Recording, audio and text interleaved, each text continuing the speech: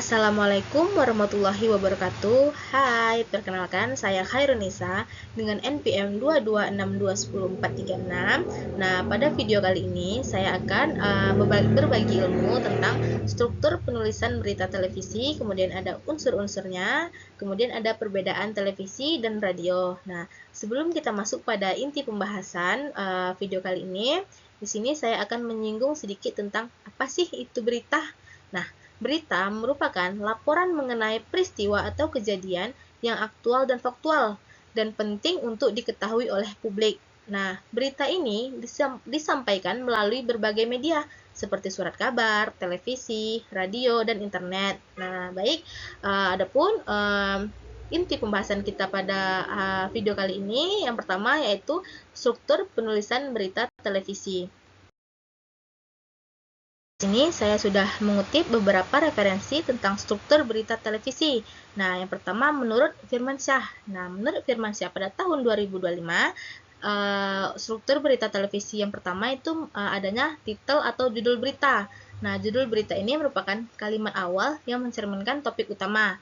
Nah, jadi berita harus singkat, menarik, dan langsung ke inti berita. Nah, agar penonton dapat langsung memahami konteks berita yang disampaikan. Nah, kemudian adanya deadline, yaitu informasi mengenai tempat dan waktu peristiwa. Nah, di sini juga strukturnya yaitu tempat atau peristiwa di mana kejadian tersebut terjadi. Nah, agar penonton tahu dan bisa memahami berita tersebut dengan baik. Nah, kemudian adanya lead atau intro. Nah, lead atau intro ini merupakan bagian pembuka yang memuat unsur 5W plus 1H. Nah, apa sih unsur 5W plus 1H nih? Nah, unsur 5W plus 1H ini yaitu what, who, where, when, why, dan how, yaitu apa, siapa, di mana, kapan, mengapa, dan bagaimana. Nah, what atau apa ini yaitu apa sih kejadian yang terjadi atau apa sih peristiwa yang terjadi. Nah, seperti itu. Kemudian wo yaitu siapa. Nah, siapa yang ada dalam peristiwa tersebut. Nah, kemudian adanya where, di mana. Nah, di mana di sini yaitu di mana peristiwa tersebut terjadi.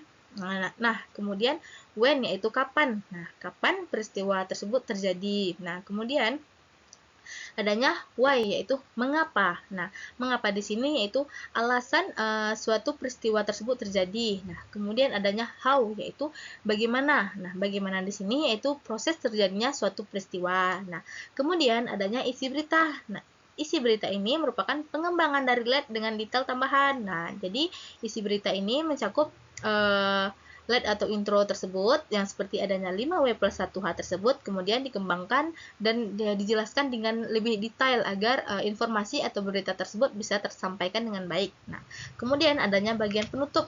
Nah, bagian penutup ini merupakan suatu kesimpulan atau dampak berita terhadap masyarakat. Nah, jadi bagian penutup ini menceritakan tentang lebih singkatnya atau lebih simpulnya tentang berita tersebut dan dampaknya terhadap masyarakat. Nah, kemudian adanya menurut Fitrianingsih pada tahun 2025. Nah, berita televisi memiliki struktur yang memadukan unsur narasi dan visual, yaitu yang pertama adanya teras berita atau lead. Nah, informasi utama yang dikemas secara singkat. Nah, ya seperti penjelasan tadi ya, pada bagian lead itu yaitu informasi utama yang dikemas secara singkat ini.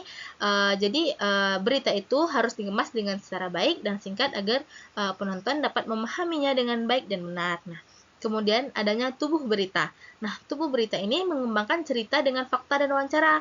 Nah, mengembangkan cerita dengan fakta dan wawancara ini dapat memberikan juga validasi atau dapat memberikan fakta agar penonton tersebut bisa melihat berita itu sebagai sesuatu yang terjamin keasliannya. Nah, seperti itu. Kemudian adanya visualisasi menggunakan gambar, video, dan grafis untuk memperkuat isi berita. Nah, visualisasi ini juga penting agar penonton juga mengetahui bahwa berita yang mereka dengarkan atau berita yang mereka lihat itu memang asli atau fakta ya, karena adanya gambar, video, dan grafis untuk memperkuat isi berita tersebut.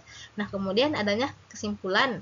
Nah, kesimpulan ini merupakan bagian akhir juga yang merangkum berita dan memberikan perspektif tambahan. Nah, merangkum sesuatu dari isi berita tersebut. Dan di sini ada menurut Kustiawan. Nah, pada tahun 2024. Nah, menurut Kustiawan ini, struktur penulisan berita yaitu terdiri dari judul atau headline. Nah, judul berita harus singkat, nah ya, menarik dan langsung ke inti berita agar penonton dapat langsung memahami konteks berita yang disampaikan. Nah, kemudian adanya pembuka atau lead, yaitu bagian pembuka berita menyajikan informasi penting yang mencakup inti berita. Nah, kemudian adanya isi berita. Nah, pada bagian ini, informasi detail dan pendukung disampaikan secara runtun dan logis. Nah, konten harus disajikan dengan jelas agar mudah dipahami oleh penonton. Ya, isi berita pada televisi, isi berita ini juga harus menginformasikan dengan detail ya, agar konten yang disajikan juga dengan mudah dipahami oleh penonton. Nah, kemudian adanya visualisasi atau elemen visual sangat penting dalam berita televisi. Nah, kemudian adanya bagian penutup.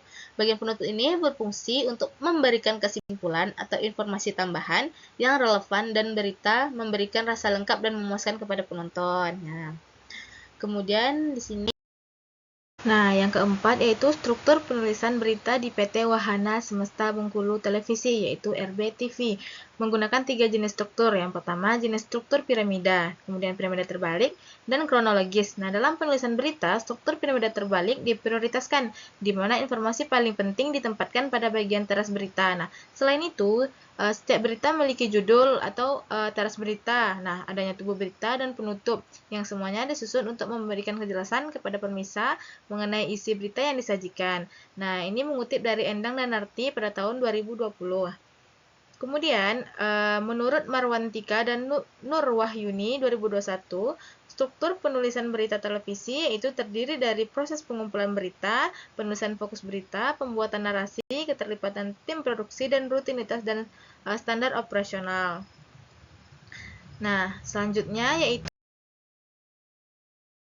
menurut Jamil dan Burhanuddin 2024. Nah, berita televisi harus memiliki alur yang jelas agar mudah dipahami oleh penonton. Nah, struktur yang digunakannya itu adanya opening atau pembuka, yaitu menggunakan visual yang menarik untuk memancing perhatian. Kemudian adanya lead atau teras berita, yaitu berita inti yang menjelaskan inti berita secara singkat. Kemudian adanya isi berita, yaitu pengembangan dengan fakta dan wawancara. Kemudian adanya bagian penutup, yaitu kesimpulan atau dampak berita terhadap masyarakat. Nah, kemudian menurut Muldika pada tahun 2025, berita televisi memiliki struktur yang khas, yaitu adanya lead atau fokus pada unsur what dan wo, kemudian adanya main story, yaitu menggunakan unsur why dan how dengan visual yang mendukung. Nah, kemudian adanya supporting story, yaitu data tambahan, wawancara, dan visualisasi lebih lanjut. Kemudian adanya closing atau kesimpulan atau ringkasan yang menguatkan pesan berita. Selanjutnya, di sini adanya unsur-unsur berita televisi. Nah, unsur-unsur berita televisi ini yang pertama, menurut Effendi pada tahun 2023, unsur-unsur berita televisi ini mencakup 5W plus 1H. Nah, apa sih 5W plus 1H ini? Ya, 5W plus 1H ini yaitu what, yaitu apa, wo siapa, where di mana, when kapan, why mengapa, dan how bagaimana. Nah, kemudian menurut Holil 2024, berita sebagai laporan mengenai kejadian yang muncul sebagai bahan yang menarik perhatian di media massa. Nah, unsur-unsur berita itu menurutnya yaitu adanya fakta, aktualitas, kemudian kepentingan, kemudian kedekatan. Nah, selanjutnya menurut Rewira, pada tahun 2024, berita adalah uraian tentang peristiwa, fakta, atau pendapat yang mengandung nilai berita yang disajikan melalui media massa dan periodik. Nah, unsur-unsur berita menurutnya itu adanya what, wo, where, why, how. Nah, ini merupakan 5W plus 1H. Nah, kemudian menurut Hermawan 2023, berita adalah suatu yang baru dan dipilih oleh wartawan untuk dimuat karena menarik atau bermakna bagi pembaca. Nah, unsur-unsur berita ini menurutnya adanya kebaruan atau informasi terbaru, kemudian ada kepentingan yaitu dampak berita terhadap masyarakat, kemudian ada kedekatan yaitu seberapa dekat peristiwa dengan audiens, kemudian ada prominensi atau keterlibatan individu terkenal, kemudian keanehan, kemudian adanya konflik. Kemudian selanjutnya yaitu menurut Putriani pada tahun 2023 bahwa berita harus memiliki unsur 5W+1H. Nah, 5W+1H ini yaitu what, yaitu apa, who siapa, when kapan, where di mana, why mengapa, dan how bagaimana.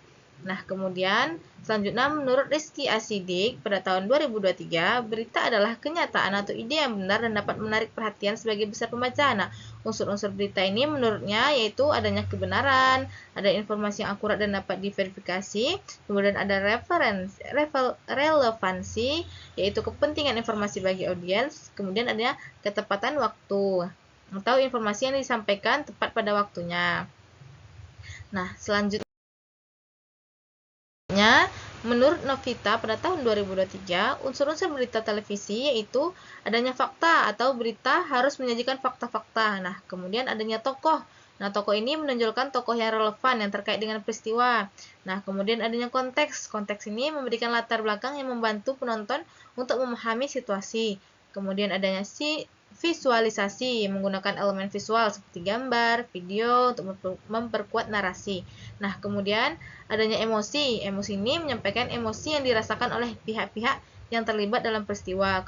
Kemudian adanya relevansi dan kemudian adanya struktur. Struktur ini mengorganisasi berita dengan baik dimulai dari lead hingga penutup. Nah, selanjutnya poin yang terakhir yaitu perbedaan penulisan berita radio dan televisi. Nah, perbedaan penulisan berita radio dan televisi ini yang pertama adanya menurut Raharjo dan Rohimin pada tahun 2025. Nah, penulisan berita untuk radio berbeda dari televisi dalam hal penyajian.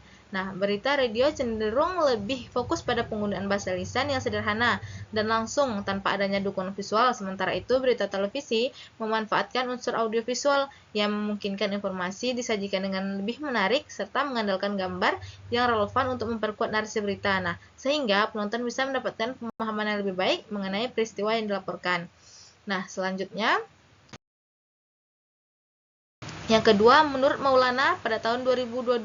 Nah, perbedaan penulisan berita radio dan televisi terletak pada penyampaian media, di mana berita radio menggunakan deskripsi lisan tanpa visual, sedangkan berita televisi menggabungkan audio dan visual. Nah, struktur berita radio itu cenderung lebih sederhana, sedangkan berita televisi dapat lebih kompleks dan detail.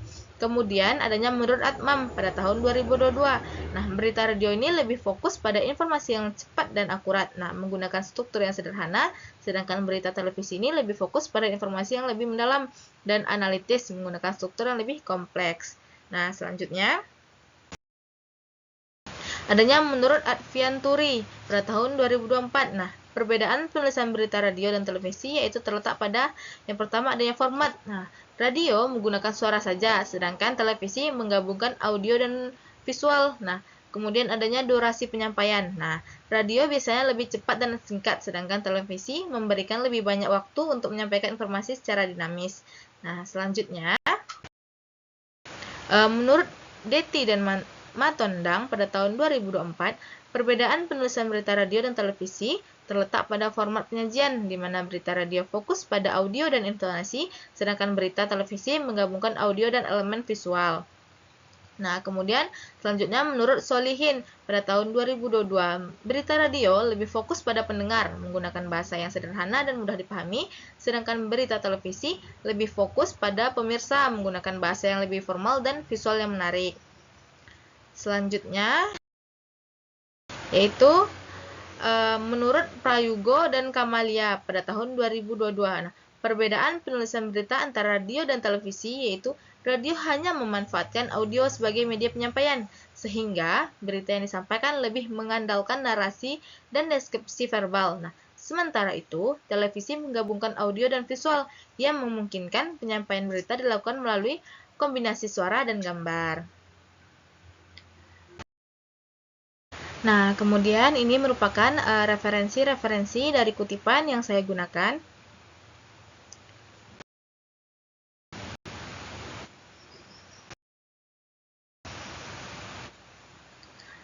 Baik, sekian pemaparan